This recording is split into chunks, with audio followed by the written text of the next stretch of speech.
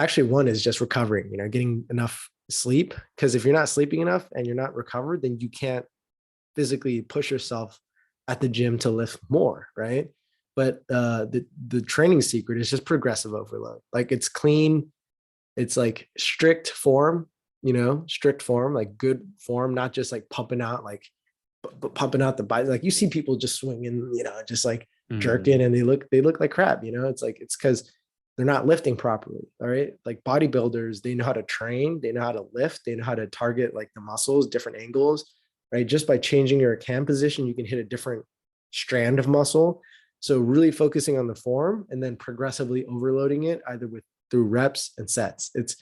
It's not really a secret because everyone knows progressive overload, but no one really practices it. Like for me, like I'll give you an example. Like just this year, I started off with doing single arm dumbbell presses, like shoulder presses with about 70 pounds. And I hit that for about maybe 10, 12 reps. And that was a little bit hard for me. But as I progressed, I upped it up to 75 pounds, 80 pounds, 85 pounds. And just on Valentine's Day, I decided to push it up to 100 pounds, So I was able to do 100-pound single arm press above my head for 5 reps, right? And then once I get strong enough to do it for 8 reps, like my shoulders are going to look a little bit different than when I do it for only 5 reps. And if I can get it for 12 reps, then my shoulders are going to look even more different from doing it for 12. You know what I'm saying? It's that progressive overload over time. But in order to get that, you have to be recovered. You have to have your nutrition on point. Everything has to be like dialed in, like your whole life basically has to be oriented around your health and wellness, getting enough sleep, getting good nutrients, and then knowing how to lift. Most people don't know how to lift at the gym. If you just look around, they don't know how to lift. So it's just strict form and progressively overloading your body over time. That's the secret. Yep. Nice. All right. You heard it here. You heard it here on the Phong Show, folks. Yep. That's funny. Yeah. That's cool. So, I know sleep is something that's critical. It's kind of night and day difference. Like whenever I have low sleep versus high sleep, the effect that has on my lifts. So how much sleep do you normally get? Like 7-8 hours or? Yeah, I've been trying to sleep early this year since I stopped playing video games, League of Legends, right, last year. So I sleep around 10, no more than 11. Like it won't ever pass 11. So and then I'll wake up around 6. So if I don't wake up and pee, usually that happens, I'll be able to sleep until, that's a good, 8 hours. So 7 to 8 hours, I would say, solid rest. Yeah. A couple of specifics about form. Is it like, when you're doing it with strict form, is it like one sort of tempo with tempos, eccentric and concentric, or is it like 1-2 in the eccentric? Like what is the sort of tempo for it? Yeah, I think, it depends on the lift and it depends on what you're trying to do. But I would say time under tension, like the longer you keep it, like the longer tempo is, the more your muscles are going to rip. And the more your muscles are going to rip, the better they'll look and come back. Like that's when you get the striations, like if you're doing your bicep curls and you're coming up for 1 and then you're controlling it down for 3, or you're coming up for 2 and then you're controlling it down for 3 or 4 seconds, that's when you'll see most of the gains. So like if I'm doing 30-pound dumbbells and I'm squeezing and I'm controlling it down for 3 seconds and I can do like 12 strict reps with that, then the next time I would try and do that for like either 15 reps, right? Or I'll bump it up to 35 pounds and I'll try to get 8 reps in. And then I'll keep going that process until I can get 12 reps clean or 15 reps clean. And then you bump it up again and then like 40 pounds.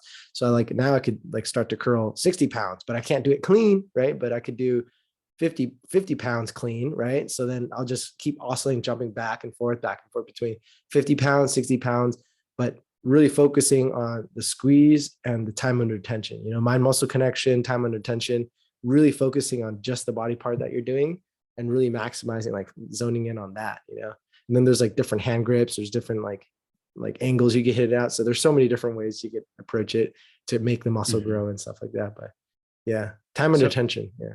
So before you move on to like the next weight level, are you doing one-on-one tempos?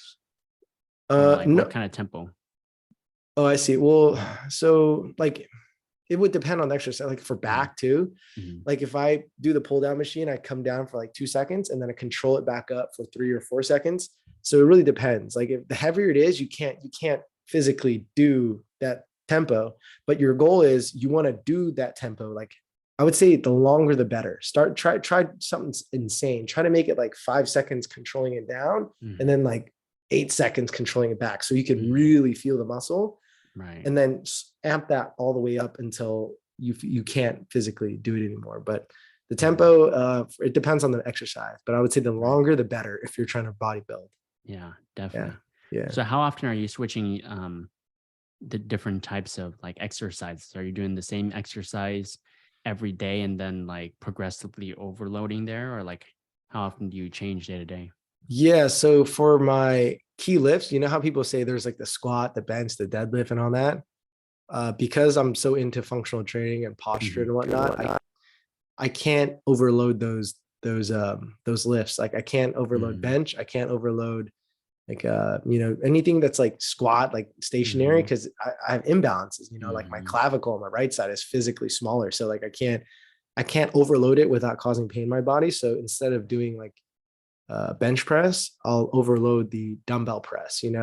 So I could put up a decent weight for the dumbbell press, and then the shoulder I'll overload single arm press as opposed to the military press. So yeah, I try to get stronger on the key lifts, but the terms of like the progressive overload, the switching back and forth, then that's where I'll play around with. Yeah. Yeah, that's awesome. Yeah, I've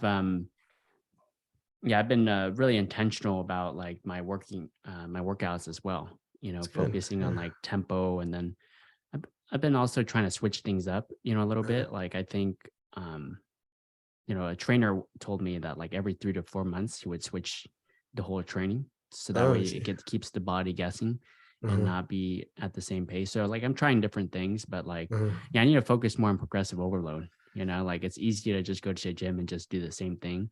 Yeah. Um, but like having something to strive for, maybe even planning it out of where you Yeah. want to be could probably help. Yeah. Doing the same thing, it can be a problem because your body will adapt to it, but that's where the progressive overload comes in. Hey, thank you so much for watching this video. If you enjoyed the video, make sure you watch the full episode here. And if you're not subscribed yet, make sure you click on the subscribe button. I really appreciate you watching. I'll see you in the next video.